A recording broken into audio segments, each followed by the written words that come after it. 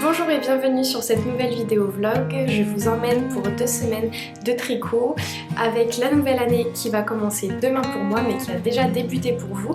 Aujourd'hui on est le 31 décembre 2023. Je vous souhaite mes meilleurs vœux pour la nouvelle année. J'espère que vous allez bien, que vous avez passé de joyeuses fêtes. On va commencer tout de suite avec un petit point sur mes cours parce que je n'ai pas vlogué depuis un petit moment. Dans le fond j'ai fait les vlogmas cette année que j'ai arrêté pour le 23 décembre. On est le 31 janvier et qu'est-ce qui s'est passé entre ces deux dates? Eh bien j'ai terminé mon gilet que je teste pour Nadia Crétin-les-Chênes.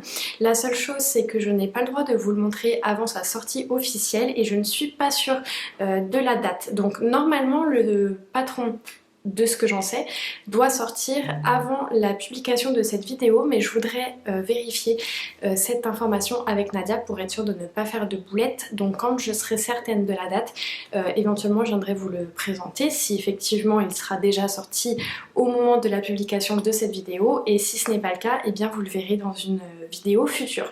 Donc je n'ai pas vlogué pour pouvoir me concentrer à fond sur ce gilet là et pouvoir recommencer les vlogs sans avoir cette partie de test que je n'aurais pas pu vous montrer. Mais j'ai terminé ce gilet hier et qui dit projet terminé dit nouveau caston, nouveau projet débuté. Alors j'ai un nouveau caston à vous présenter, j'ai deux autres en cours qui traînent dans mes sacs depuis quelques semaines, voire quelques mois, que je vais reprendre prochainement. J'ai un nouveau caston, 3 en cours qui traînent depuis plusieurs semaines et 2 autres en cours que je ne vais pas vous présenter aujourd'hui. Ce sont 2 châles que je ne touche pas pour le moment. Un qui est en stand-by parce que je le prends quand ça me tente, c'est un châle de reste que j'ai commencé en début d'année dernière je crois, enfin début d'année 2023 et que je n'ai pas touché depuis longtemps, mais c'est pas grave parce que c'est vraiment un projet que je fais au long cours et que je prends quand ça me tente, et si ça me tente pas pendant plusieurs mois, bah ça me tente pas pendant plusieurs mois, c'est pas plus grave que ça. Et l'autre c'est un châle que j'ai commencé à designer cet été. Sauf que pour mille et une raisons, je me suis interrompue au milieu du processus de design et maintenant ça fait plusieurs mois que je n'y ai pas touché, ça fait plusieurs mois que je n'ai pas mis mes yeux sur le patron et je ne me sens pas de le continuer, même s'il me plaisait beaucoup, même si vous étiez plusieurs à m'avoir dit qu'il vous plaisait. Je pense que je vais le détricoter parce que je n'arrive pas à le reprendre en fait. Je pense que la pause a été trop longue et comme le patron est encore à rédiger pour une partie, ça me tente pas en fait de le reprendre. Cela dit, je vais pas supprimer tout ce sur quoi j'avais travaillé jusqu'à présent, donc peut-être qu'il ressortira plus tard dans l'année, mais je prévois le détricoter. J'attends juste de réutiliser les laines avant de le tricoter. Des fois que je change d'avis d'ici là, on sait pas, ça sert à rien que je le détricote trop tôt. De toute façon il est sur un fil à part, donc il monopolise pas d'aiguilles ou de câbles, donc il peut patienter. Alors, par où je commence? Peut-être par le projet le plus ancien. J'espère qu'on va pas être coupé à cause de la batterie parce que ce serait pas cool, mais si c'est le cas je remettrai un petit peu à charger avant de vous retrouver un petit peu plus tard. Le plus ancien en cours que j'ai actuellement, les 2 châles mis à part, c'est ce projet là, c'est le Honey Bucket Bag de Petite Knit. Je fais la grande version avec une laine de brebis, des brebis du Beau Rivage, et un mohair des arts textiles du Témiscouata. Je pense pas, non, le mohair je pense pas qu'il vienne des brebis du Beau Rivage, je crois pas qu'il y ait de production spécifique indiquée. Je l'adore, j'ai adoré le tricoter, c'est une brioche relativement simple une fois qu'on a compris le geste. Je me souviens qu'au début c'était un petit peu compliqué de bien comprendre comment faire, mais une fois que j'étais partie, je me souviens que je ne pouvais plus le lâcher et je l'ai arrêté pour je ne sais plus quelle raison. Est-ce que j'ai commencé un test? Est-ce que j'ai dû faire un cadeau? Je sais plus, je sais que je l'ai arrêté pour une raison spécifique et ça fait maintenant plusieurs mois que je n'y ai pas touché, donc ça fait vraiment partie des projets que j'aimerais reprendre à court terme. Je sais pas si ce sera pendant cette vidéo, mais ce sera, enfin je l'espère en tout cas au courant du mois de janvier. J'aimerais bien me remettre dessus, surtout que j'avais quand même assez bien avancé. Donc voilà, il n'y a pas non plus des milliers d'heures de tricot à faire dessus. Donc je vous en reparlerai éventuellement plus longuement quand je le reprendrai, mais il y a cette petite chose qui m'attend. Le deuxième en cours sur lequel pareil j'aimerais tricoter à court terme aussi, c'est le fameux Mysterical de cette année de Stephen West. Alors je le redécouvre avec vous parce que pareil ça fait plusieurs semaines que je n'y ai pas touché. Alors attention, je vous rappelle ou je vous dis si vous n'étiez pas là à ce moment-là que j'ai tricoté la version qui a fait l'objet de polémiques, donc si vous ne souhaitez pas la voir, eh bien je vous invite à avancer un petit peu la vidéo. Donc voilà la petite merveille. Alors, il me reste à faire en fait la fin de la deuxième pointe ici et la dernière section qui vient en bas du châle. Alors, bon, ça va aller vite, il faut juste que je me remette un coup dessus et en quelques petites heures, c'est plié. Par contre, le travail qu'il y a à faire sur le bas du châle, ça s'annonce long parce qu'il y a tout un tas de mailles à relever. En fait, il faut relever les mailles sur toute la longueur. Et le point qui est prévu par Stephen West a l'air quand même assez fastidieux, bien que sûrement très motivant et sympa à faire. Et donc je me demande si je ne vais pas arrêter mon châle ici, dans le sens où je vais terminer la section qui me reste, la deuxième pointe, et en fait j'hésite à faire un I-cord sur tout le long du châle où normalement j'aurais dû le poursuivre selon les instructions de Stephen West. Parce que d'un point de vue grosseur du châle, je trouve pas que ça apporte énormément de différence. De ce que je vois sur les châles qui ont déjà été tricotés, c'est pas forcément la partie qu'on voit le plus, ça apporte pas forcément de volume au châle et je sais que ce qui me retient d'avancer sur ce châle, c'est cette fameuse partie là. Donc je me dis, même si je la trouve très jolie, je me dis est-ce que je préfère avoir un châle qui dort pendant encore des semaines et des mois dans mes sacs à tricot que je ne vais jamais reprendre parce que j'ai pas envie de faire cette partie là, ou est-ce que tant pis je préfère faire une croix sur la dernière section et par contre pouvoir profiter de mon châle tel qu'il est actuellement. Pour le moment, je penche plutôt pour la deuxième option, mais je ferme pas encore tout à fait la porte. Je vais finir la pointe et je verrai peut-être que de reprendre la pointe, peut-être que ça va me redonner la motivation de travailler dessus et que finalement j'aurai envie de faire la fameuse dernière section. Donc on verra, mais ça c'est vraiment quelque chose que j'aimerais reprendre probablement dans les prochains jours, ce serait bien, ça me plairait bien. Et pareil, quand j'aurai des avancées à vous montrer, je viendrai vous en reparler un petit peu plus longuement et aussi quand j'aurai plus de batterie que présentement. Le troisième projet en cours actif sur mes aiguilles, c'est une paire de chaussettes, une vieille paire de chaussettes que je tricote pour Loris avec des laines du teinturier Alexandre Baril Création, qui est un teinturier québécois. C'est une chaussette à la vanille toute simple que je tricote avec ma propre recette qui est disponible sur Ravelry au prix de 2 $ si vous avez envie de me soutenir, ou gratuitement grâce à un petit code que vous allez retrouver dans la description si vous voulez en profiter sans frais. Et j'ai fait la première, il me reste juste le grafting à faire, donc ça pareil il faut juste que je me motive un petit peu, et j'ai commencé la deuxième. Donc c'est le cadeau d'anniversaire de Loris, son anniversaire c'était le 25 décembre, il a donc ouvert un paquet avec une demi-chaussette, une demi-paire de chaussettes, et maintenant que la date est passée, bah écoutez, pas de pression, je vais l'avancer au fil du temps, ça va être terminé prochainement, il ne me faut pas des heures non plus là-dessus. Ça va être un petit tricot zéro cerveau, facile, accessible, nomade, donc bon, je m'inquiète pas là-dessus, je me mets pas de pression. Et enfin, le dernier en cours, et non des moindres, c'est celui que j'ai monté hier soir. Et c'est la fameuse robe que j'ai envie de me tricoter depuis plus d'1 an et demi. C'est la Augustine 21 si je ne me trompe pas, de Anne-Sophie Velling, si là aussi je ne me trompe pas, sinon vous aurez l'information en bas. que j'ai commencé hier. Alors, j'espère que je vais avoir le temps de vous en parler avant que la batterie me coupe la chic. Je la tricote avec des laines de Somness Garn qui viennent de rentrer à la maison tricotée Angus, donc je suis contente de pouvoir les essayer. C'est la Somness Garn Double Sunday, la collection de petites knits, et c'est la couleur Eucalyptus, je crois, je la vois pas sous mes yeux, mais oui c'est ça, Eucalyptus. Et le mohair de Somness Garn aussi, la Teen Silk mohair, et 57 mohair, 25% soie, 15% laine. Ah tiens, je n'avais pas fait attention à ce détail là. C'est peut-être ce qui fait sa douceur, peut-être parce qu'il y a moins de mohair que les mohairs habituels. Intéressant. Et le coloris c'est le 85-21, je ne sais pas s'il a un nom. Donc comme je viens de vous le dire, en fait c'est un mélange de mohair, de soie et de laine. Je trouve ça vraiment intéressant, j'avais pas fait attention. Et par contre ce à quoi j'avais fait attention, c'est que je le trouvais particulièrement doux et peu piquant. Même si je ne suis pas sensible à la laine particulièrement, mais c'est vrai que ça m'a tout de suite...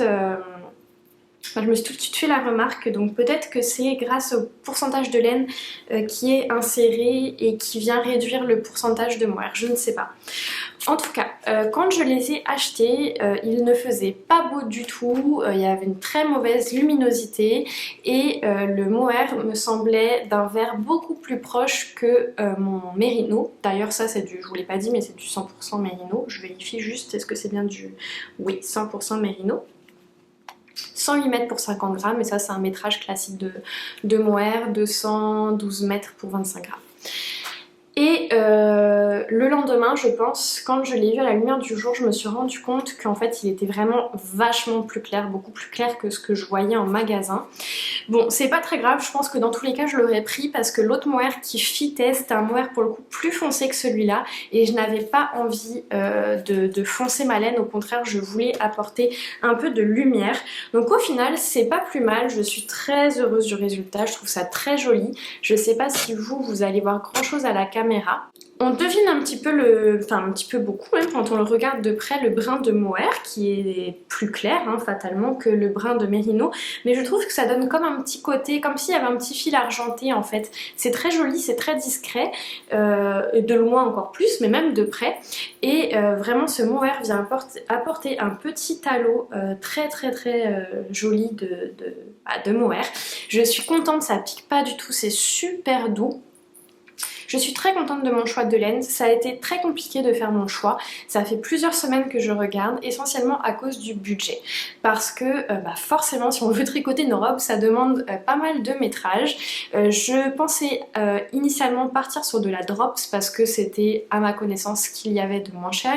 Et en fait même en drops, ça me revenait quand même à plus de 100 € de laine, plus de 160 $ canadiens. Et vraiment ça me contrariait de mettre autant d'argent pour de la laine drops parce que à mon goût c'est pas la meilleure, j'ai pas beaucoup tricoté de drops pardon, donc j'ai pas beaucoup d'expérience avec cette laine. Je la trouve correcte, celle que j'ai tricotée, j'ai pas forcément de choses négatives à dire dessus, au contraire elle a plutôt bien tenu dans le temps, mais ce qui me dérange un peu plus c'est que la laine drops, la traçabilité vraiment c'est compliqué quoi, on sait pas trop d'où ça sort, et même le fil en tant que tel, je suis pas spécialement fan en fait je le trouve beau une fois tricoté, mais à tricoter jusqu'à présent les deux types de fils que j'ai essayé, que je ne peux plus vous dire ce que c'est parce que j'ai oublié malheureusement, je crois que c'était de la Flora. Et l'autre ça devait être de la... non je sais plus, je peux pas vous dire de bêtises parce que je ne sais plus. Et c'est ça, j'ai pas beaucoup apprécié l'expérience au tricot par rapport à d'autres laines industrielles, même si le rendu était correct, et je suis pas trop fan des coloris non plus. Ah, il y a la Wish aussi que j'avais testé, et l'autre ça me revient pas. Non, pas la Sky, je sais plus, bref. Et donc voilà, ça me contrariait de mettre une aussi grosse somme pour de la laine drops, donc j'ai cherché un peu d'autres alternatives. J'ai trouvé d'autres choses et au final mon choix s'est tourné vers la Somness Garn parce que je trouvais que c'était un bon compromis. D'un point de vue budget, c'était un petit peu plus cher que la drops, mais pas grand chose non plus, c'est à dire que là pour ma quantité j'ai payé à peu près 200 $ canadiens, donc ça fait quelque chose comme 140 €. €, sachant qu'en drops le moins cher c'était 110 €. Donc vous voyez, ça m'a fait seulement entre guillemets 30 € de différence pour une laine qui me plaisait plus, les coloris me plaisaient plus, la mat, enfin la laine en tant que telle me plaisait plus, donc je suis contente de mon alternative. Alors ça fait un projet qui revient quand même cher, bon moi je l'ai payé avec de l'argent que j'ai reçu pour mes cadeaux d'anniversaire et de Noël, mais j'en discutais justement avec Manu de Miss Manu Naturelle ce matin. Une robe 100% laine, tricotée à la main, ça n'a pas de prix, c'est normal qu'il y ait un certain coût de revient, même sans prendre une laine de la meilleure qualité qui soit. Ça prend du métrage, c'est de la laine, c'est pas de l'acrylique, et à la fin je vais avoir, je l'espère, une très belle pièce que j'espère pouvoir garder longtemps et qui va être bien fitée à ma taille. Donc voilà, je suis quand même contente, et puis j'ai déjà dépensé des sommes plus élevées, bon, pas beaucoup plus, mais j'ai déjà dépensé des sommes similaires on va dire pour des pulls en me tournant vers des laines de teinturière, ou même pas d'ailleurs, parce que je pense notamment le Pink Fizz par exemple, je l'avais fait avec de la Knitting for Olive et je pense que c'est à peu près le prix que ça m'avait coûté en laine, donc bon voilà, c'est pas non plus... Enfin, c'est une somme, c'est un budget, mais c'est pas non plus complètement déraisonnable par rapport à ce qu'on peut faire sur d'autres choses. Bref, donc la laine a été trouvée. Hier, j'ai monté, donc c'est une robe qu'on tricote du haut vers le bas, on commence par l'encolure. C'est vraiment une construction très spécifique que je découvre, je n'ai jamais fait ça jusqu'à présent, c'est-à-dire qu'on vient un petit peu installer le haut du corps et ensuite on ne fait des augmentations qu'au niveau des manches, et seulement plus tard on vient faire des augmentations au niveau du yoke, mais vraiment beaucoup plus bas. Enfin, c'est vrai. D'ailleurs ça fait un peu une forme comme ma salopette que j'ai actuellement, dans le sens où c'est très droit, et puis on a les manches qui viennent se créer bouffantes tout autour. En tout cas je trouve ça super joli, il y a un travail qui est fait justement au niveau du début de l'épaule ici pour faire un côté bouffant. Et pour le moment ça me plaît beaucoup. Ça se tricote en 10 mm, donc j'aime mieux vous dire que ça avance vite et que j'ai intérêt à varier les tricots, parce que là je le sens venir gros comme une maison. Si je pars bien en tête en mono en cours là-dessus, c'est sûr que je vais me réveiller des tendinites. Donc j'ai intérêt à bien varier les grosseurs d'aiguilles pour ménager mes tendinites. Donc voilà, donc là j'ai tricoté un petit peu hier soir, un petit peu ce matin, pas des milliers d'heures, mais ça monte tranquillement. Je suis à peu près à la moitié des augmentations au niveau des épaules avant de passer au yoke. Ensuite de ça, on va terminer le haut du corps, on va venir créer la jupe, faire les manches. D'ailleurs je vais faire les manches avant la jupe pour pouvoir être nickel en niveau quantité de laine. Il y a un joli motif de dentelle qui vient se mettre au bas de la jupe et au bas des manches. Et j'ai hâte de vous montrer ça. Ma batterie va lâcher, donc on s'arrête là pour aujourd'hui, je vous retrouve plus tard. Hello, je suis très contente de vous retrouver, on est jeudi 4 janvier, j'avais prévu de venir vous voir mardi, sauf que mardi je vous ai filmé une vidéo qui est sortie hier, que je vous invite à aller regarder si ce n'est pas encore fait. En fait je vous ai expliqué en quelques chiffres mon bilan 2023, ma ligne directrice pour 2024, je vous ai présenté une vingtaine de patrons qui vont être aussi une certaine ligne directrice d'inspiration pour cette année pour moi, et on a fait un tour de mon stash. La vidéo dure 1 heure à peu près, mais moi ça m'en a demandé beaucoup plus de préparation et de montage. J'y ai passé toute la journée en fait, donc une fois que tout ça a été fait, j'avais plus du tout d'énergie et au final je suis pas venue vous parler. Hier mercredi l'occasion ne s'est pas présentée, donc me voilà seulement maintenant. C'est pas si grave, la seule chose c'est que j'ai quand même pas mal de choses à vous raconter. Aujourd'hui je porte le pull Madeleine, qui est un patron gratuit de la maison tricotée, que j'avais tricoté avec leur laine maison qui était de la Madi, mais qu'ils ne tiennent plus maintenant. Il y a un tutoriel aussi gratuit sur leur chaîne YouTube qui doit dater de 2020 je crois, si vous voulez aller le retrouver. Moi c'était comme ça que je l'avais tricoté, et d'ailleurs c'était mon tout premier pull au tricot. Et je l'aime beaucoup, il tient très chaud et peut-être même un peu trop chaud pour aujourd'hui, donc ça se peut que je me change juste après ça. Alors, par où on commence? On va commencer par les chaussettes. Tiens, parce que c'est peut-être le moins palpitant. Alors on va aller du moins palpitant vers le plus palpitant. Alors les chaussettes, j'ai quand même un petit peu avancé, bien que j'ai l'impression de ne pas avoir passé du tout de temps dessus. Quand je vous ai vu donc la dernière fois, j'étais à la fin des contrastants. En fait, je suis passée presque tout de suite à mon coloris principal. Et si je regarde par rapport à ma première chaussette, j'arrive dans pas très longtemps au talon. Donc ça c'est cool, ça continue d'avancer tout seul. Donc ça c'est vraiment un petit tricot que je prends avec moi par exemple si on fait un petit peu de voiture ou que je vais tricoter surtout en ce moment le soir. Vraiment mes 20 dernières minutes de tricot avant d'aller dormir quand je commence à fatiguer et que j'ai plus envie de forcément me trimballer des gros projets etc. En ce moment c'est surtout à cette période là que je le tricote. Donc ça va avancer tranquillement au fil des jours. Comme je l'ai dit, il n'y a pas de deadline précis, ce sera terminé quand ce sera terminé. L'autre projet sur lequel j'ai travaillé, c'est la robe. Alors la robe, j'en suis super contente. Donc là, j'ai terminé en fait toute la première partie qui est la création du corps. Donc j'avais mis un petit anneau pour marquer ma progression. La dernière fois, j'en étais ici. Donc j'ai quand même bien avancé, cela dit c'est en aiguille 10 mm donc bien sûr ça avance quand même assez rapidement. Et écoutez j'en suis super contente. Donc là j'ai déjà utilisé plus de 100 grammes de ma laine principale, la double Sunday. Et pour relier mes pelotes, parce que c'est des pelotes de 50 grammes, donc sachant que je vais en utiliser à peu près une dizaine dans la robe, je commençais un petit peu à me demander comment j'allais faire mes joints, parce que le tricot est quand même assez déjaugé. Et donc ça typiquement c'est le genre d'enjeu qu'on peut avoir dans du tricot déjaugé, c'est comment cacher les fils. Parce que si on fait suivre les fils comme on peut faire traditionnellement, eh bien il y a de très fortes chances pour que ça se voit. Alors l'une des solutions c'est de les faire passer au niveau de sous le bras, sous l'emmanchure, pour que ce soit un peu plus discret. Mais ça fait qu'on est obligé souvent de gaspiller un petit peu de laine parce qu'on s'arrête pas forcément au bout de notre laine, premier point. Et deuxième point, on voit quand même un petit peu la démarcation, même si c'est un endroit plus discret, elle se voit.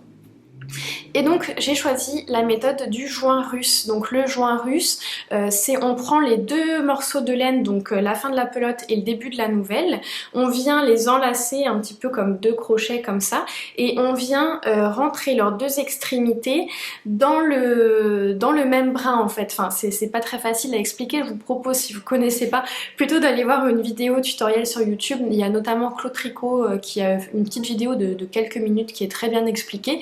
Vous tapez joint russe Claude Tricot, vous allez trouver. Et c'est une très bonne méthode je trouve parce que ça permet vraiment d'avoir un joint complètement invisible.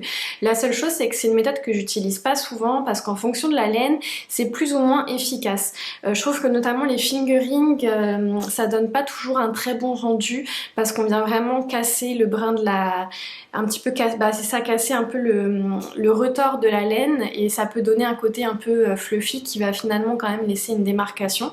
Donc habituellement c'est pas ma manière de rejoindre mes pelotes que j'utilise, mais pour cette fois ça a très bien fonctionné, la laine se prêtait vraiment à ce type de joint là. Donc je suis bien contente, ça me permet voilà, de pouvoir passer d'une pelote à l'autre sans souci. En plus c'est fait rapidement, donc même là l'œil nu, je pense pas que je serais capable de retrouver mes... Vous voyez, en un coup d'œil. Alors sûrement si je cherchais très proche et que je passais du temps, je finirais par le trouver. Mais là, en un coup d'œil, je suis incapable de vous montrer. Et pourtant, il y a quand même deux joints qui ont été faits sur la robe. Je pense qu'ils ont été faits sur l'arrière. Non, je les vois pas. Donc bon, parfait. Alors j'ai quand même eu une petite frayeur parce que je suis partie sur la taille qui est faite pour un tour de buste de 90 cm alors que je fais un bon 8 cm de plus que cette taille là. Je suis parfaitement dans l'échantillon. Habituellement c'est ce que je fais pour mes tricots, je choisis toujours la taille qui correspond à un tour de buste de 90 cm, je n'ai jamais de problème.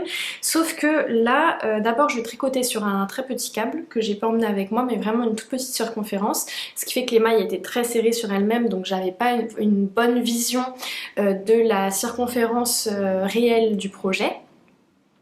Et j'avais l'impression que le corps était vraiment tout petit. En fait, là, ce qui est entre les deux manches ici, ça me paraissait minuscule et je me disais je vais jamais passer ma poitrine là-dedans, c'est impossible. Et donc je me disais bon, puisque c'est quand même une laine qui se récolte assez vite, tant pis, je tente le tout pour le tout, je vais au bout, j'essaierai, puis si je vois que ça va pas, ben, je viendrai ou carrément tout détricoter ou détricoter seulement la fin pour créer des augmentations au niveau de la poitrine et puis voilà, c'était pas si grave que ça. Donc j'ai continué mon corps, donc là comme je vous avais dit au départ on fait vraiment des augmentations que pour les manches.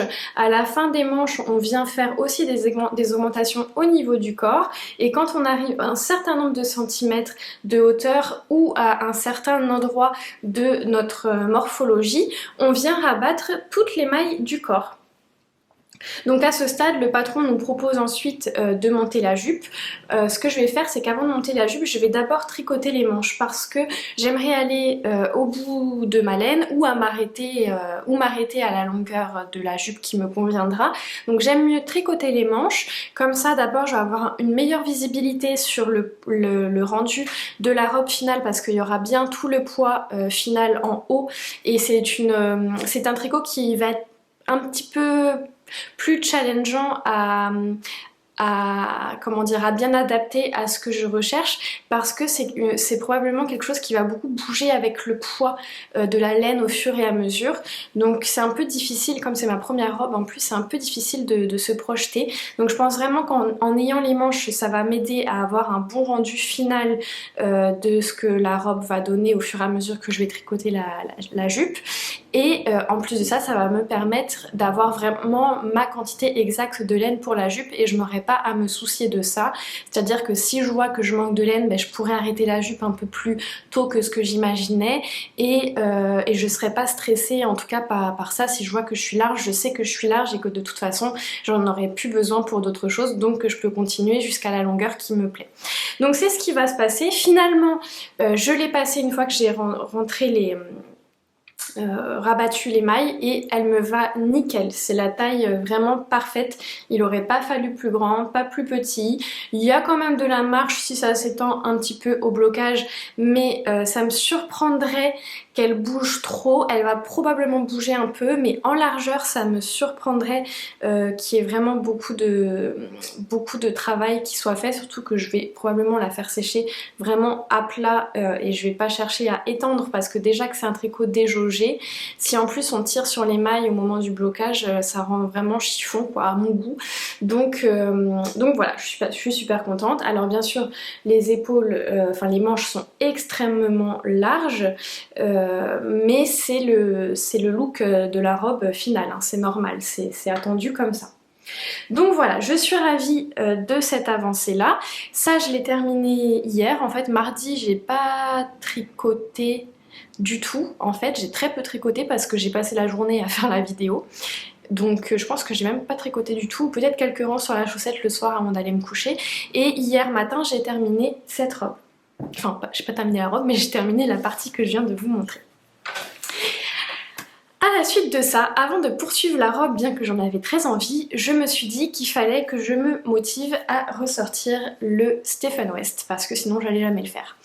Et comme là j'avais un petit brin de motivation, je me suis relancée. Donc quand je vous ai quitté, j'avais mis un petit progress keeper ici, donc j'étais en fait à la pointe, à la deuxième pointe du châle qui correspond à la section 3, au troisième indice sur 4. Et ça y est, j'ai terminé la pointe. Alors j'ai terminé ce matin, j'ai arrêté hier soir vraiment au bout ici parce que j'étais fatiguée, j'avais plus envie de tricoter. Et j'ai terminé ça ce matin, donc c'est quand même un petit peu, même s'il n'y a pas beaucoup de mailles, c'est quand même un petit peu long parce qu'il y a beaucoup de manipulation. Mais voilà, j'ai terminé ça hier après-midi et ce matin, j'ai pas retricoté sur la robe depuis. Donc je suis super contente. Alors les laines, j'avais pas eu l'occasion de vous en parler parce que ma batterie me faisait accélérer. Là rassurez-vous, la batterie est pleine, je peux parler aussi longtemps que je veux, elle ne devrait pas nous couper. Donc pour les laines, un petit rappel si vous n'aviez pas suivi, ce ne sont que de très belles laines que je suis ravie de tricoter. Ici la rose plus marquée, c'est de la Bleu Poussière qui est une teinturière québécoise que j'adore. C'est une base à chaussettes BFL nylon, je crois que c'était le coloris corail. Ici celle qui est un peu brique, c'est aussi de la Bleu Poussière, c'est un 50% mérino 50% soie qui est une douceur et d'une brillance incroyable. Ensuite le petit vieux rose ici un petit peu violacé, on est sur de la Emilia et Philomène qui est aussi une teinturière québécoise que j'aime beaucoup. Et enfin le violet, on est aussi sur du Bleu Poussière, sur de la Yak Merino Nylon si je ne me trompe pas.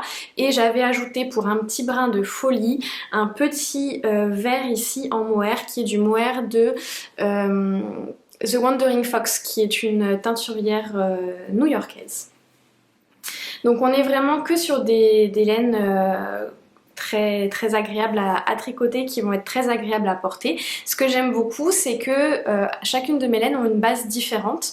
À part les deux roses sont toutes les deux du BFL et nylon, mais c'est pas la même teinturière, je ne sais pas si elles ont les mêmes fournisseurs, mais autrement on a du BFL, on a du mérino, on a de la soie, on a du nylon, on a du yak et du mohair et soie. Donc j'apprécie beaucoup en fait de pouvoir tricoter. C'est rare en fait les projets où on peut vraiment mélanger les types de bases, donc là je suis super contente d'avoir pu faire ça. Et ça m'a permis de découvrir aussi notamment le mérino soie, j'en avais jamais tricoté, du yak j'en avais jamais tricoté non plus, donc ça m'a permis un petit peu de découvrir aussi ces différentes bases et de m'amuser un petit peu avec les coloris. Donc ça va être difficile à la caméra de vous le montrer en entier, je vais devoir vous le montrer en deux fois. Alors par rapport à la version originale, je m'étais donc permise une petite excentricité avec le vert ici qui malheureusement ne sort pas à la caméra ni en photo comme il est réellement, donc bon tant pis. Et aussi j'ai bouleversé l'ordre des... En fait j'ai bouleversé l'ordre des rayures déjà ici il me semble, et j'ai encore bouleversé l'ordre des rayures sur les pointes, c'est-à-dire que mes deux pointes ne sont pas identiques, contrairement à ce qui est recommandé dans le patron. Attendez, hop et hop, je sais pas si vous allez voir mais on n'est pas sur la même alternance des couleurs, et en fait je suis très contente d'avoir fait ça parce que c'est très subtil, ça se voit pas au premier coup d'œil qu'il y a une différence, et j'aime bien apporter une petite touche de personnalisation quand je fais des tricots, donc voilà c'est une petite touche subtile, mais moi je sais que voilà je sais que c'est un petit peu différent des autres, donc je suis contente avec ça. Alors l'enjeu de ce châle, l'un des enjeux de ce châle, c'est qu'il y a énormément de fils à rentrer parce qu'en fait à chaque fois qu'on change de couleur on coupe le fil. Sur les sections principales ça allait ici parce qu'on était quand même sur des grandes bandes, donc on pouvait faire suivre le fil sans aucun problème. Par contre derrière les pointes ici c'était un peu plus compliqué, on avait des fils qui sortaient de partout ici, c'était vraiment pas joli. Et je me suis motivée ce matin quand j'ai terminé ma pointe, j'ai rentré tous les fils des deux pointes et j'ai fini de rentrer les fils aussi, quelques fils qui traînaient ici. Alors vous voyez encore des fils qui dépassent, c'est tout simplement parce que j'attends de le bloquer à la fin pour venir vraiment couper les fils à ras, mais les fils sont rentrés, j'aurais vraiment plus qu'à couper ce qui dépasse. Et je regrette un petit peu, ici j'ai fait comme ce que recommandait Stephen West sur les bords, c'est-à-dire que j'ai fait suivre mes fils en fait à la méthode Stephen West. Donc tout en tricotant on fait suivre le fil à l'arrière, et en fait ça aurait été beaucoup plus simple et propre de ne pas faire suivre les fils du tout et de venir les rentrer, les cacher dans la corde. En fait ça aurait été beaucoup plus facile, et d'ailleurs c'est ce que j'ai fait en fin de compte avec mes bouts qui traînaient, je suis allée les cacher dans la corde quand je pouvais, et voilà je regrette, avoir su je l'aurais fait comme ça dès le départ.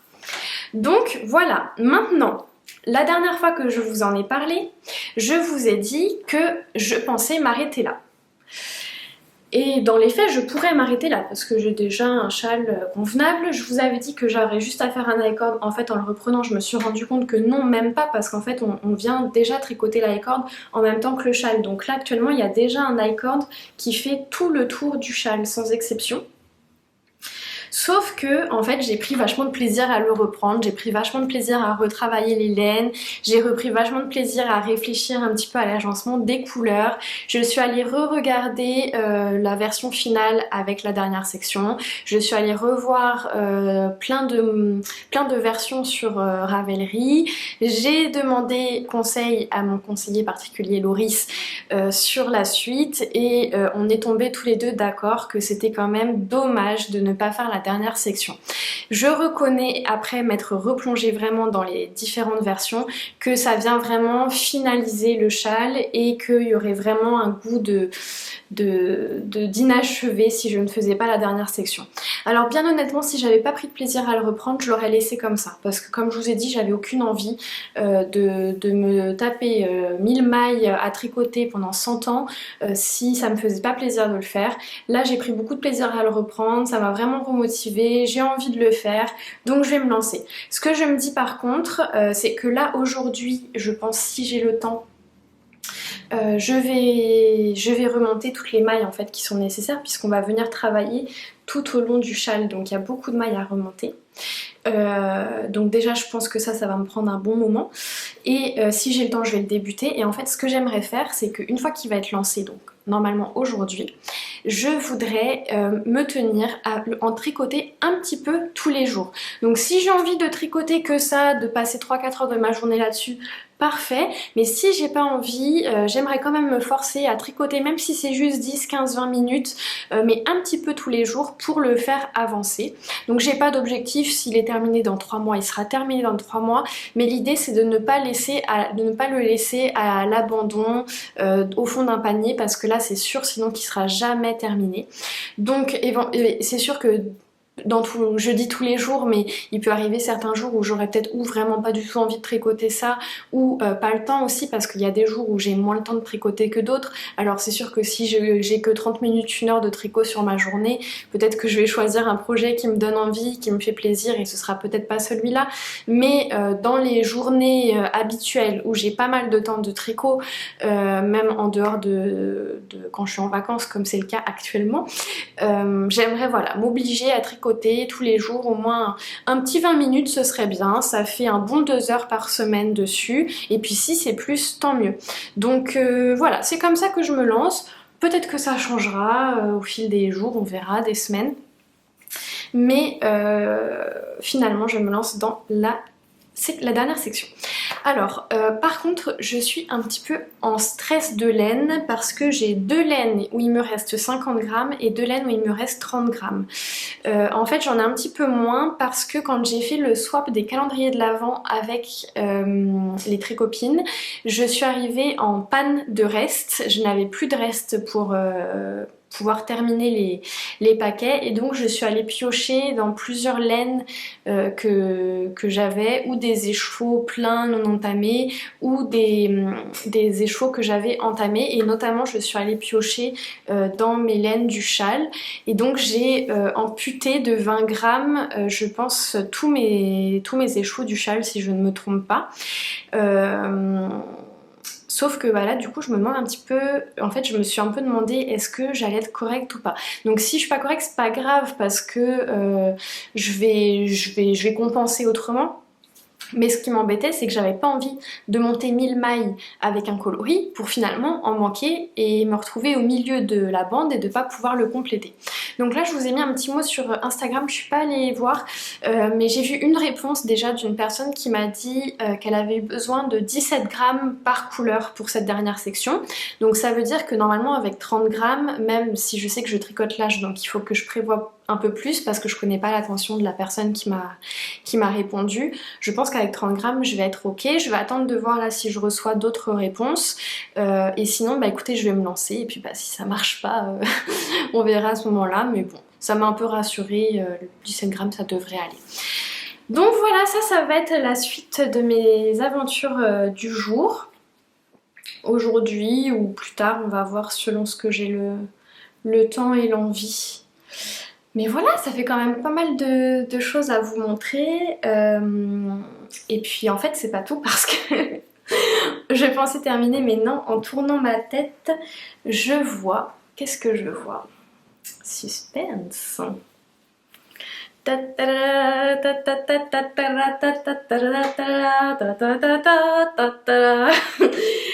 gilet Fanny. Et oui, parce que j'ai demandé à Nadia et le patron sort bien le 11 janvier, donc avant la sortie de cette vidéo. Alors même si aujourd'hui on n'est que le 4, je peux déjà vous le montrer puisque dans les faits, vous le verrez plus tard. Donc je le passe et je vous en parle. Alors malheureusement je crois que la lumière du jour ne rend pas honneur au tricot. Vous savez, à chaque fois que je vous le montre c'est compliqué avec cette laine, le coloris et la laine, j'ai vraiment beaucoup de mal à vous le faire ressortir. Ah ouais, si, je pense que là vous avez quand même un quelque chose. Donc voilà le gilet Fanny terminé, bloqué, tout est fait, les fils sont rentrés, les boutons sont posés. Il est vraiment prêt à sortir, prêt à faire le beau. Alors, par rapport à la dernière fois que je vous l'ai montré, j'en étais encore au corps. Entre temps, j'ai terminé les côtes, j'ai fait les manches, j'ai fait le tour, la boutonnière, l'encolure. Premièrement, au niveau du rabat. Dans le patron, Nadia recommande un rabat à l'aiguille. C'est vrai que c'est l'un des rabats les plus beaux quand on est sur des côtes 1-1. Sauf que moi, le rabat à l'aiguille pour des grandes distances, c'est inenvisageable. En fait, sur des poignets, ça va, mais sur des bas de corps, je le fais jamais parce que je trouve que c'est l'enfer de se taper le...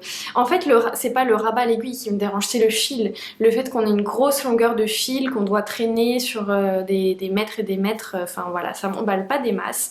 Et donc là aussi je vous ai demandé conseils sur Instagram et vous m'avez proposé le rabat de Xiao Mei Design. Là j'ai un doute sur le nom, si c'est pas ça je vais vous l'écrire. Que je n'avais jamais testé, par contre j'en ai déjà entendu parler souvent, notamment dans des podcasts, et je me suis dit bah pourquoi pas essayer. Et j'ai essayé et franchement je pense pas que malheureusement ça va rendre quelque chose à la caméra, mais c'est vrai que la finition est vraiment nickel chrome quoi. Franchement, enfin moi ça me convient tout à fait. Entre ça et un rabat à l'italienne, alors oui c'est sûr qu'une tricoteuse voit la différence, mais pour porter comme ça dans la rue, je veux dire, personne va venir regarder l'exacte finition et ça fait tout à fait le travail. Donc c'est le rabat que j'ai fait aussi pour les manches et c'est aussi le rabat que j'ai fait pour l'encolure et j'en suis ravie. Je pense vraiment que ça va être mon nouveau rabat habituel pour les côtes. En plus je crois qu'il fonctionne aussi pour les côtes de 2. Je sais pas s'il fonctionne pour d'autres types de motifs, mais bon de toute façon en général souvent où on finit par un I-cord, où on finit par des côtes, les projets en général, donc voilà. Donc je suis super contente de ça, tout s'est très bien passé, le corps je l'ai raccourci de 5 cm pour qu'il aille bien avec la manière dont j'aime porter les gilets et il est parfait, il est ni trop court ni trop long. Je sais pas si je vais pouvoir vous montrer, mais vous voyez mon nombril est ici, mais désolée pour le look un petit peu, mon nombril est ici et ma hanche est là, donc c'est vraiment, c'est bien quoi. En fait ça arrive à peu près au niveau de ma culotte. Voilà, donc je suis super contente. Au niveau de la largeur, c'est très bien, c'est vraiment comme ça que je le voulais. C'est un petit peu ample mais c'est ce que je recherchais. Par contre j'ai eu bien fait de m'arrêter, je me suis arrêtée un peu plus tôt pour la profondeur de l'emmanchure et j'ai eu bien fait parce que sinon ça aurait été vraiment trop bas.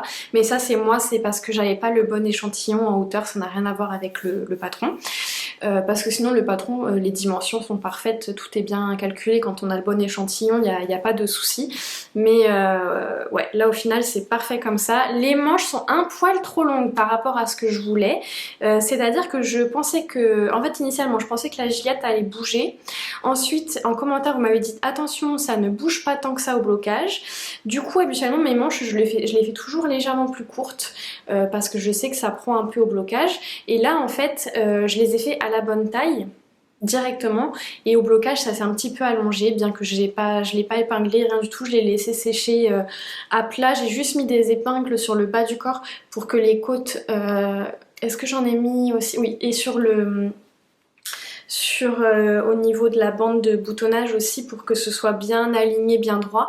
Mais sinon j'ai pas forcé sur rien, j'ai pas mis d'épingle au niveau des manches et ça s'est un petit peu allongé. Alors il y a peut-être un 3-4 cm de trop par rapport à ce que je voulais, mais voilà, ça fait pas du tout manche trop longue, hein. Ça se porte très bien, surtout c'est des manches un petit peu ballon, donc au pire ça se replie un peu sur le poignet, enfin il n'y a pas de souci. J'ai aussi fait une petite erreur au niveau de la boutonnière. En fait j'ai mal lu le patron, enfin j'ai bien lu le patron mais j'ai mal compris à la lecture du patron, ce qui fait que je suis partie du mauvais côté, donc mes boutons sont inversés. Normalement les boutons devraient être à gauche et les trous à droite.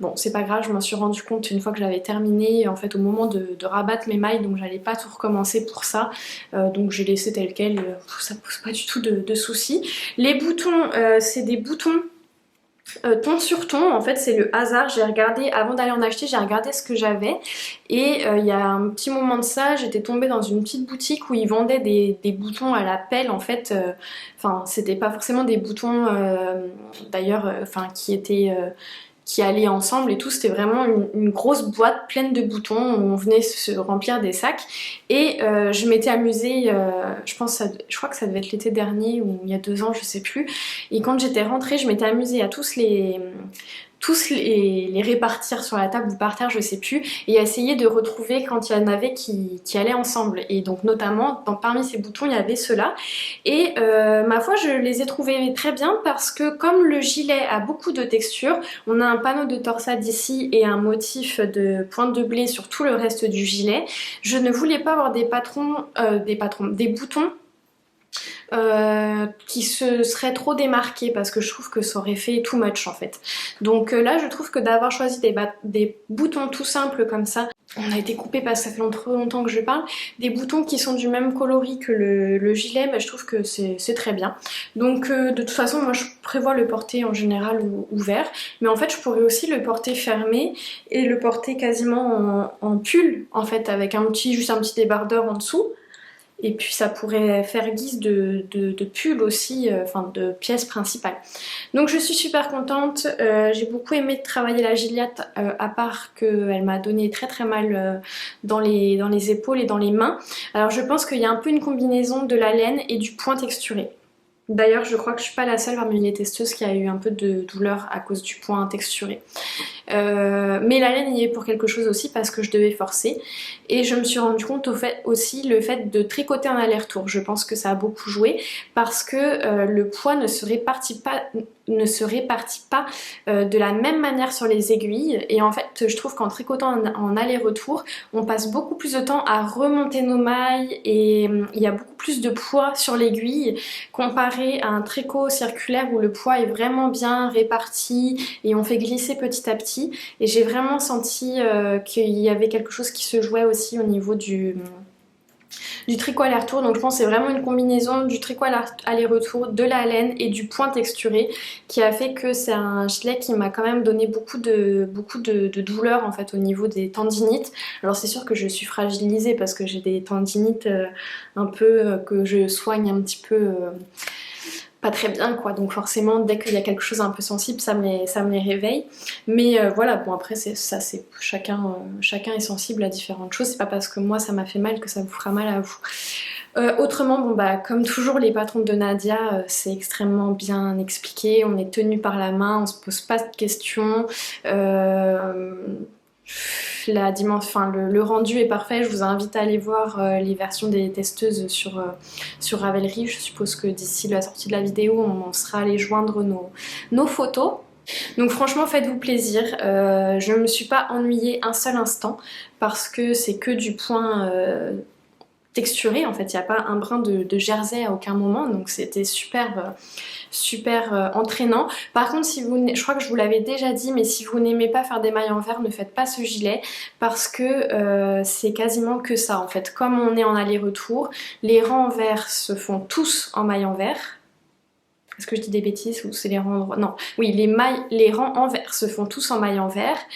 hormis pour les manches qui sont en circulaire, et sur les rangs droits on fait une maille envers, une maille en droit, une maille envers, une maille en droit, donc il y a beaucoup de mailles envers. Donc pour les personnes qui n'aiment pas les mailles envers, je vous le conseille pas parce que vous n'allez pas prendre de plaisir. Par contre si ça vous dérange pas, bah, ma foi, lancez-vous. J'ai utilisé un petit peu moins de 4 pelotes pour faire la taille 3. Taille 3 que j'ai un petit peu devancé au niveau des manches, et j'ai fait 5 cm de moins pour le corps, donc je recommanderais d'acheter l'équivalent de 4 pelotes de Gilliatt pour la taille 3. Après c'est assez variable là pour le moment dans les tests, d'une taille à l'autre on n'utilise pas forcément les mêmes quantités. Je pense que ça doit dépendre de la manière dont on tricote, de si on respecte aussi forcément la longueur du corps, ça joue quand même beaucoup, hein. 5 cm ça enlève quand même pas mal de grammes de laine sur toute la circonférence du corps. Donc voilà, mais vous pouvez vous fier aux quantités du patron. Et quoi dire d'autre? Bah écoutez, je pense que ça fait le tour. Si vous avez des questions, vous pouvez me les mettre en commentaire, ça va me faire plaisir de vous répondre. C'est vraiment, je pense, l'une de mes plus belles pièces. Comme je disais à Loris, c'est presque décevant parce que je pense que personne remarquera qu'il est fait main. Un peu le côté, souvent quand on a un beau projet, bah voilà, on peut se faire dire par la famille, les amis, les collègues, ah, c'est toi qui l'as fait, c'est joli machin, mais là je me suis dit mais enfin, personne va remarquer que c'est pour rendre hommage à Nadia, pas pour forcément ma réalisation, mais vraiment il est tellement beau, toutes les finitions sont tellement belles que franchement ouais, je pense que on verra, je ferai le test, ça se peut que je le porte pour aller au travail au courant du mois de janvier, alors je vous dirai. Hormis les tricoteuses de mes collègues, peut-être elles le verront, mais je vous dirai si des yeux non avertis m'ont fait une remarque ou pas. Voilà. Bon, cette fois je crois que c'est bon pour aujourd'hui. On va avoir pas mal papoté, donc je pense que je vais pas revenir tout de suite pour pas que la vidéo dure 3 plombes d'ici la fin de la semaine prochaine. Et voilà, à tout de suite. Hello hello, on est dimanche 7 janvier, j'espère que vous allez tous très bien. Je reviens vous voir avec un objet que j'ai terminé hier soir. Alors là normalement vous vous dites quoi? Oui, en fait, depuis la dernière fois que je suis venue vous voir, je n'ai pas lâché mon Stephen West et je l'ai terminé. Honnêtement, en fait, j'ai tellement pris de plaisir à le reprendre, à retravailler les laines, que j'ai eu envie de continuer. Là, j'étais en vacances cette semaine, je reprends le travail demain, et j'étais vraiment dans un mode un peu cocooning. J'ai passé l'essentielle partie de mes journées à tricoter dans mon salon ou dans ma chambre au calme, et je me suis dit que c'était un bon moment pour avancer sur le châle parce que du coup j'étais très zen en fait, j'avais le temps, donc j'étais pas impatiente comme je peux l'être parfois sur des grosses pièces qui n'en terminent pas. Et je m'étais mis en tête de finir le châle pour samedi soir, et c'est ce que j'ai fait. J'ai cru que j'allais pas y arriver parce que hier j'ai un peu moins tricoté, j'étais assez fatiguée, mais finalement j'ai tenu bon et j'ai réussi à le terminer hier soir. Alors, comment ça s'est passé? Premièrement, je suis venue remonter toutes les mailles en fait à ce niveau-là au début de la bordure, tout autour du bas du châle, de la partie basse du châle. Donc déjà juste ça, ça m'a pris un bon 2 heures, un gros 2 heures. Je sais pas exactement, je me suis pas chronométrée, mais ouais, je dirais un gros 2 heures. Sachant qu'il faut quand même être minutieux parce qu'on a un certain rythme de relevage de mailles à faire. Il faut, à la fin, je crois qu'on a à peu près 500 mailles. Idéalement, il ne faut pas qu'il y en ait une de plus ou une de moins. Donc c'était quand même vraiment quelque chose... voilà, où il fallait être concentré, mais je me suis préparé un petit thé, je me suis mis un petit podcast je pense, ou un petit film à la télé, je sais plus, et j'ai fait ça vraiment tranquillement, et au final ça s'est très bien passé. Au bout du compte, j'avais une maille en trop je crois, je m'en suis rendu compte quelques rangs plus tard quand on arrivait vraiment à un moment où justement il fallait avoir le bon nombre de mailles, donc je l'ai juste, j'ai tricoté 2 mailles ensemble, et puis voilà, j'ai réglé mon problème comme ça. J'étais un peu inquiète au niveau de comment dire, de ma quantité de laine restante. J'avais eu quelques retours sur Instagram où on me disait que les personnes avaient utilisé entre 12 et 17 grammes je crois. Et moi, comme les plus petites quantités que j'avais étaient de 30 grammes, je me suis lancée. Au final, j'ai pas eu de soucis. La première bande, donc la bande rose, où j'ai relevé les mailles et où j'ai fait les premiers points comme ça, je crois que ça m'a pris 14 grammes, la deuxième 19, et là j'ai pas encore pesé pour mes deux dernières couleurs, mais au final il me reste de la laine pour toutes mes couleurs. Je crois que j'ai pas pesé, mais je pense qu'il doit me rester à peu près une quinzaine de grammes, même pour celle où j'en avais plus que 30, j'ai dû utiliser une quinzaine de grammes sur 30. Donc voilà, ça c'était cool. Au final, donc une fois que j'ai relevé toutes ces mailles là, ensuite il y avait quelques rangs seulement de tout endroit, tout envers. Donc bah là pareil, hein, un rang ça me prenait, je crois que je me suis plus ou moins chronométrée, ça me prenait 45 minutes à peu près.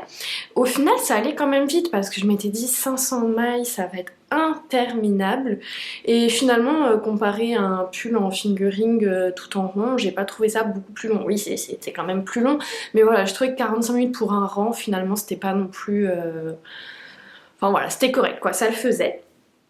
Donc voilà, j'ai mes petits rangs. Ensuite est arrivé le moment de faire les fameuses dips là, les petits, moi je trouve que ça ressemble un peu à des petits coquillages là, les petits bourrelets.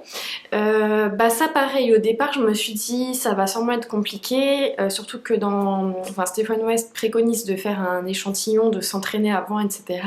J'ai regardé la vidéo et bon, moi clairement je faisais pas d'échantillon parce que déjà je fais pas d'échantillon dans la vie parce que j'aime pas ça, et voilà, j'avais pas envie de perdre de temps, je me suis lancée. Ça m'a pris 2-3 fois où j'ai dû défaire, refaire, défaire, refaire pour bien visualiser les endroits où il fallait piquer les mailles, mais une fois que j'ai eu compris ça à l'aide de la vidéo de Stephen, aucun problème, c'est parti tout seul. Et je dirais pas que c'était quasiment zéro cerveau, dans le sens où il fallait évidemment que je regarde mon châle parce que bah, c'est pas instinctif, faut aller piquer dans certains endroits, donc on peut pas le faire sans regarder, mais je réfléchissais pas vraiment quoi. Une fois que j'ai eu compris, le geste était vraiment mécanique, ça a roulé tout seul. Par contre c'était beaucoup plus long ces rangs là parce qu'on double le nombre de mailles à chaque fois, on finit le châle avec à peu près 1000 mailles sur nos aiguilles, donc forcément bah, ça ralentit le rythme, mais voilà, j'ai vraiment apprécié en fait cette dernière bande du châle. J'ai pris beaucoup de plaisir, j'en ai jamais eu marre, à part un petit peu hier soir parce que c'était la fin de l'iCord et j'avais envie d'aller me coucher et en fait il me restait rien, donc je me disais allez faut que tu termines, mais sinon enfin je me suis vraiment beaucoup amusée, je me suis pas du tout lassée, j'ai jamais trouvé ça interminable, donc voilà, j'étais vraiment contente. Et la morale de cette histoire pour ma part, c'est que bah, c'était un mal pour un bien que je le laisse faire dodo pendant quelques semaines, parce que je me souviens que quand je l'ai arrêté, quand j'ai arrêté de le tricoter, ça devait être courant novembre je pense. Comment dire, j'en avais marre en fait, je commençais un petit peu à en avoir marre, ça faisait 4 semaines même plus que 4 semaines du coup que je tricotais dessus, et je commençais à prendre un peu moins de plaisir et à être un petit peu impatiente, et là en fait de ne pas du tout l'avoir touché pendant plusieurs semaines, de l'avoir presque oublié, mais en fait j'ai vraiment retrouvé bah, déjà le plaisir de découvrir les laines, c'était vraiment une redécouverte, enfin voilà, j'ai vraiment pris beaucoup de plaisir en fait à le terminer, et je suis assez certaine que si je l'avais fait d'une traite, je n'aurais pas du tout eu le même ressenti, et probablement que je n'aurais peut-être même pas fait la bande, ou alors je l'aurais pas faite aussi grande parce que j'en aurais eu marre et que j'aurais voulu le terminer.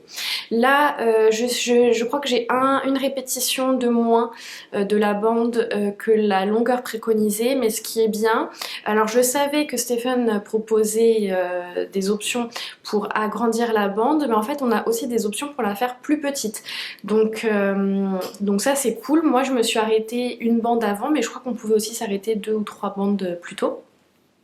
Et en fait je me suis arrêtée tout simplement parce que ça me permettait d'avoir mes répétitions de mes 4 couleurs et que j'avais pas envie de réentamer parce qu'après là j'aurais manqué de laine en fait pour le rose, ma première couleur, donc j'aurais été obligée de bouleverser de nouveau le rythme, donc j'avais pas envie, j'ai préféré m'arrêter avec les 4 couleurs de mon châle et je pense que c'est très bien comme ça.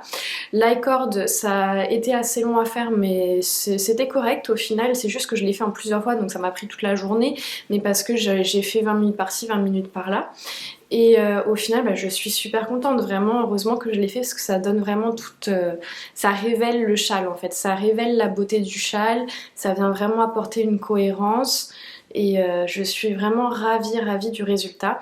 Donc là, je n'attends plus qu'une chose, c'est d'aller le bloquer parce que comme vous voyez, là la bande elle roulotte, donc en fait je n'arrive pas à voir véritablement le rendu.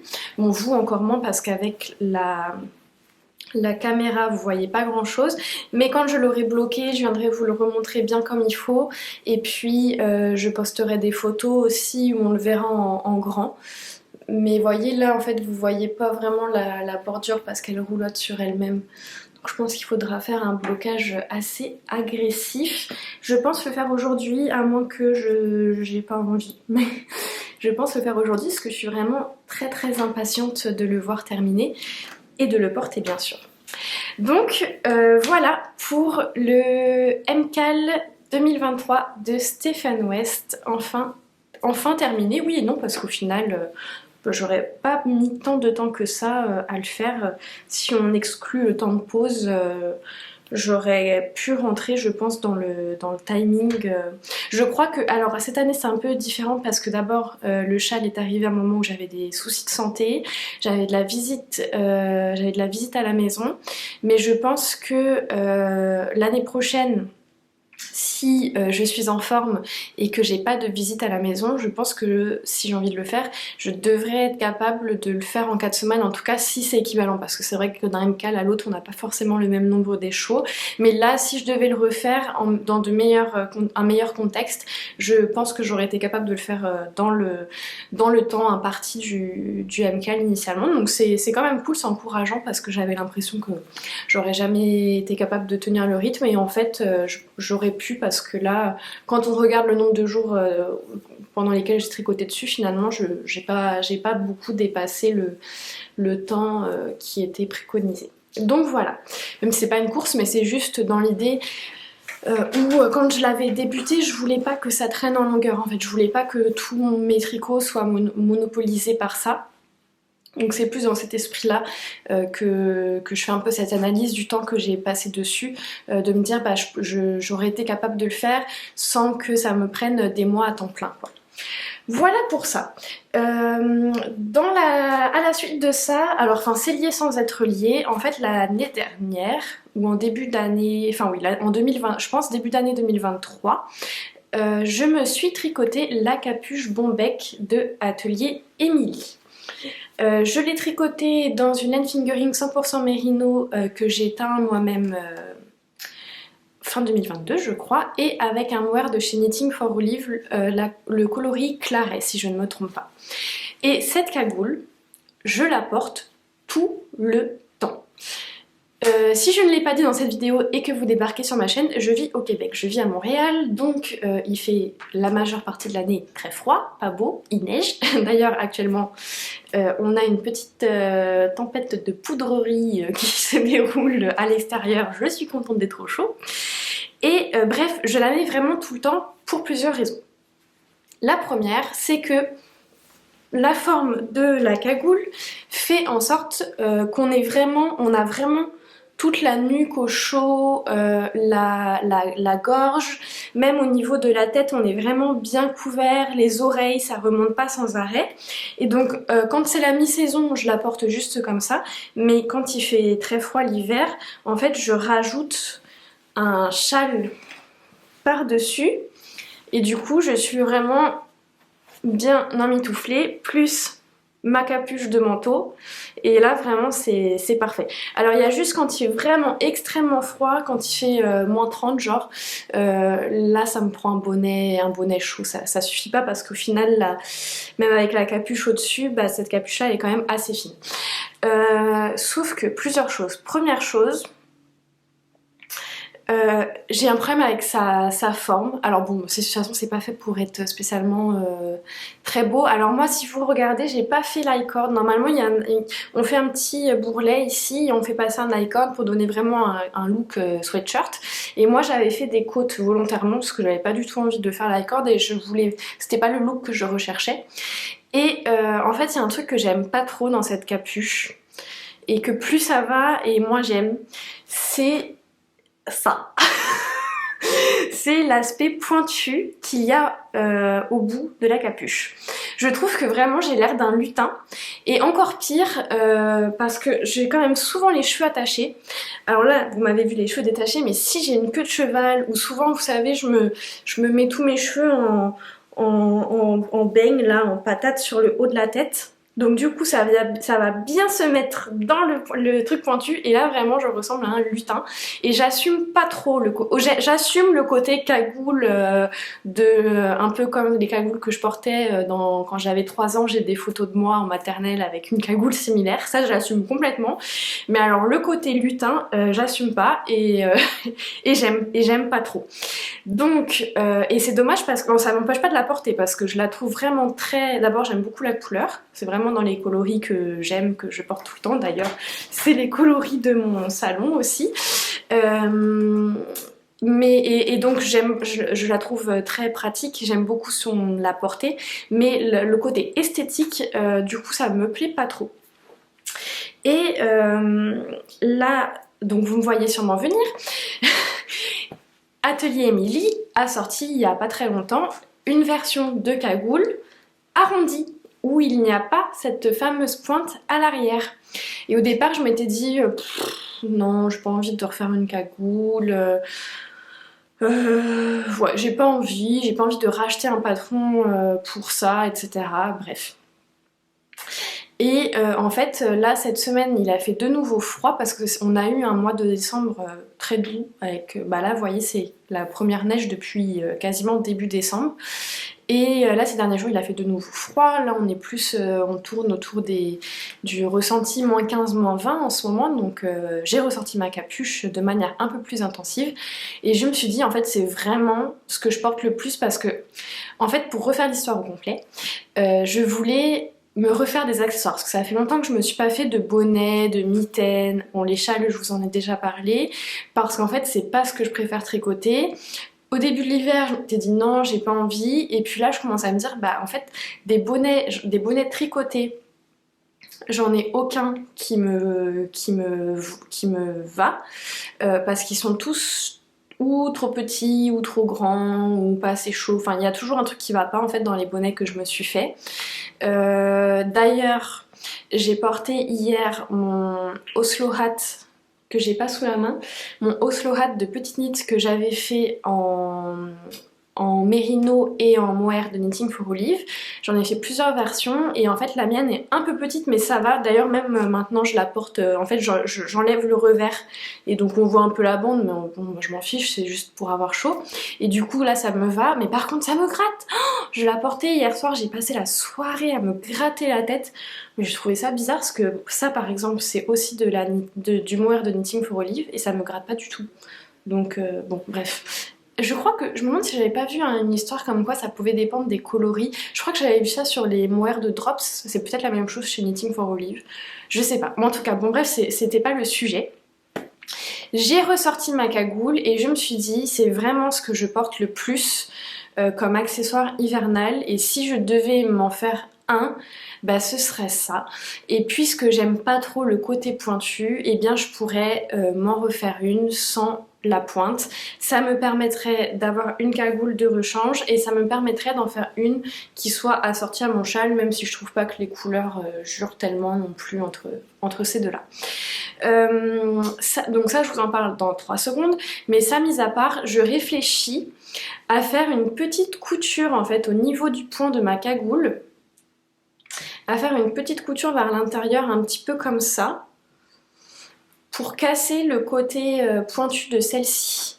Alors je sais pas ce que vous en pensez, je sais pas si je l'aurais fait déjà, enfin si j'aurais essayé de le faire quand la vidéo sortira, mais si vous avez un avis là-dessus, je veux bien des conseils, des conseils ou des retours d'expérience si vous avez fait quelque chose de similaire, pour pouvoir quand même continuer à la porter parce qu'elle est quand même très bien. Bref, donc je vais me tricoter, si tout va bien dans les prochains jours, prochaines semaines, la cagoule de Atelier Émilie, qui est celle-ci. Donc la première que j'ai fait c'est la Bombec, et si j'ai pas de bêtises, celle-ci c'est la Holly. Et donc je vais utiliser cet écheveau qui est un écheveau que m'a ramené ma maman de France, de la Maison des Fibres. C'est de la DECA et on a 80% mérino et 20% bambou.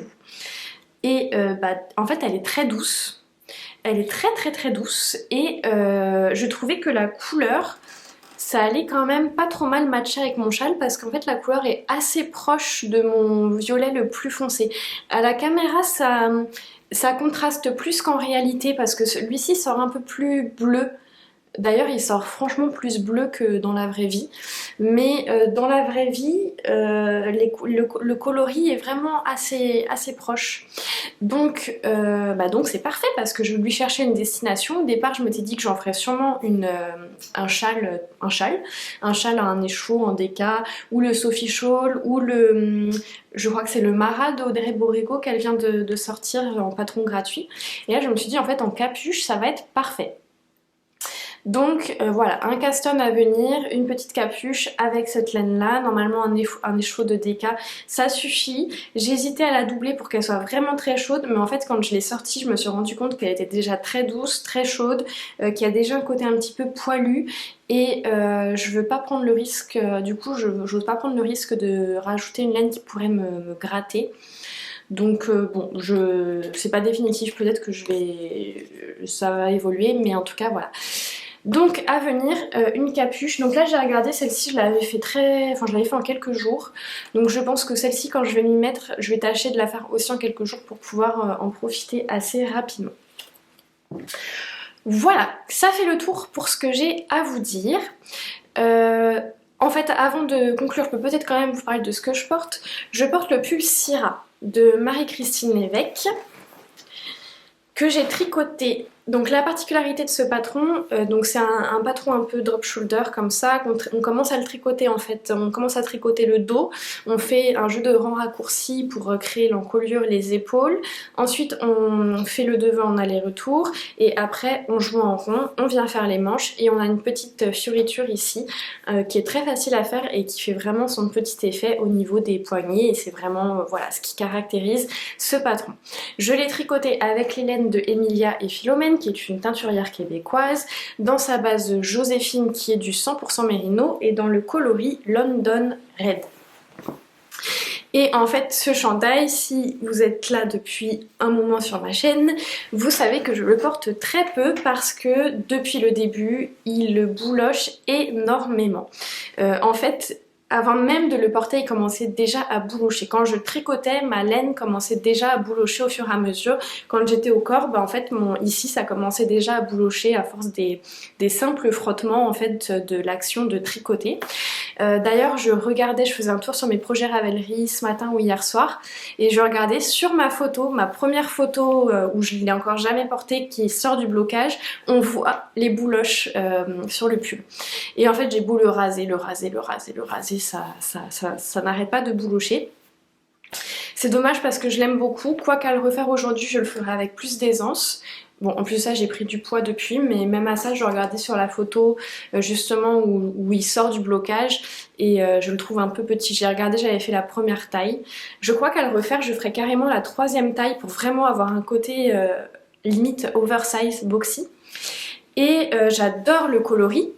Franchement, je trouve ça magnifique, le travail de Emilia et Philomène. D'ailleurs, je crois que c'était la première grosse pièce que je me faisais en laine de teinturière.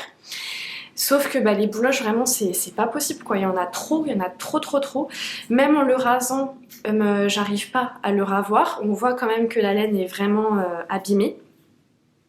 Et donc quand je le porte toujours avec une surchemise comme ça. Ça me permet quand même de l'utiliser parce que c'est quand même du 100% mérino. Donc voilà, ça me permet quand même d'avoir un petit pull qui me tient chaud. Et en fait avec la surchemise ça fait un peu cache-misère. Donc je pourrais pas le mettre pour aller au travail, mais là pour rester chez moi ou pour sortir faire des courses, voilà c'est très bien. Et même pour rester chez moi je le porte pas sans rien parce que c'est tellement, la laine est tellement abîmée que vraiment j'ai l'impression d'avoir une guenille sur moi quoi, c'est vraiment c'est dommage. Bien, maintenant cela dit, on est le dimanche 6 janvier, je sais plus si je me demande si j'ai pas déjà dit, que je savais plus si je l'avais dit, en tout cas bref, on est dimanche 6 janvier. Normalement, cette vidéo devrait se poursuivre sur encore une semaine puisque je fais mes vlogs sur 2 semaines. Sauf que, si vous êtes arrivé jusqu'ici, vous voyez que cette vidéo dure déjà depuis un petit moment. Je sais pas combien de temps, mais probablement plus d'1 heure. Et, sauf que, je prévois la semaine prochaine beaucoup tricoter. Je prévois avoir pas mal de choses à vous dire. Et si je fais ce que j'ai envie de faire, cette vidéo durera probablement 2h30, quelque chose comme ça. J'ai pas envie de vous faire une vidéo de 2h30 parce que non, j'ai pas envie. Donc, en fait, ce qui se passe, c'est que déjà là sur le châle, je me suis retenue de venir vous filmer ma progression de la pente. J'avais vraiment hyper envie de partager avec vous au fur et à mesure, sauf que je l'ai pas fait parce que je savais que la vidéo était déjà longue et je me disais, enfin voilà, je voulais pas que la vidéo dure 3 plombes. J'ai été frustrée, j'ai publié un peu sur Instagram pour essayer de compenser ma frustration, mais bon voilà, c'est pas pareil. Et là, en finissant le châle, j'ai voulu me lancer un petit challenge tricot sur la semaine à venir. Et je me suis dit, bah, c'est quand même dommage de faire ça et de pas pouvoir vous le partager comme j'aimerais, juste à cause d'un impératif de durée de vidéo. Alors, j'ai remixé mes affaires dans ma petite tête et j'ai décidé que cette vidéo allait se terminer maintenant. Maintenant, donc elle sortira quand même seulement dans une semaine, le samedi 13 janvier, notamment parce que comme le gilet Fanny sort jeudi et que je vous en parle dans cette vidéo, j'avais pas envie de couper, de refilmer, etc.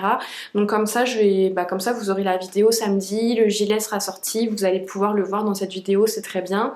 Là de toute façon on est déjà dimanche midi, donc le temps que je fasse le montage et tout, vous l'aurez eu dimanche soir pour les Québécois et dans la nuit de dimanche à lundi pour les Français, donc bon c'était pas forcément le meilleur moment non plus. Et bon voilà, c'est comme ça, on va garder le rythme, donc cette vidéo là va sortir dans une semaine seulement. Et moi pour la semaine à venir, donc la semaine qui vient de s'écouler pour vous quand vous allez voir cette vidéo, si vous la regardez à sa sortie le samedi 13, eh bien je vais lancer une nouvelle vidéo. Donc en fait je vais filmer sur une semaine, la semaine prochaine, mon challenge tricot. Et après ça, normalement je vais reprendre un rythme classique de vidéo aux 2 semaines, à moins qu'il y ait d'autres choses qui me traverse l'esprit à ce moment-là. Je ne vous dis pas à ce stade quel est mon challenge tricot, vous allez voir ça dans une semaine si vous avez envie d'être au rendez-vous. Donc ben, je vous donne rendez-vous dans une semaine pour voir la semaine à venir pour moi, la réalisation de ce petit challenge que je me fais. Et je suis très impatiente aussi bien de tricoter que de filmer et d'avoir vos retours. Donc en attendant, je vous laisse ici, je vous souhaite de bien vous porter, d'être en bonne santé, d'avoir le moral, d'avoir du temps pour tricoter. J'espère que vos projets avancent comme vous le voulez. Je sais que vous êtes plusieurs à suivre le challenge de Lysandre Hourdin de tricoter un maximum de nos encours sur le mois de janvier. Donc j'espère que si c'est votre cas, que vous avancez bien, que vous êtes satisfait de vos processus créatifs actuels. Et je vous donne rendez-vous dans une semaine. Bye bye!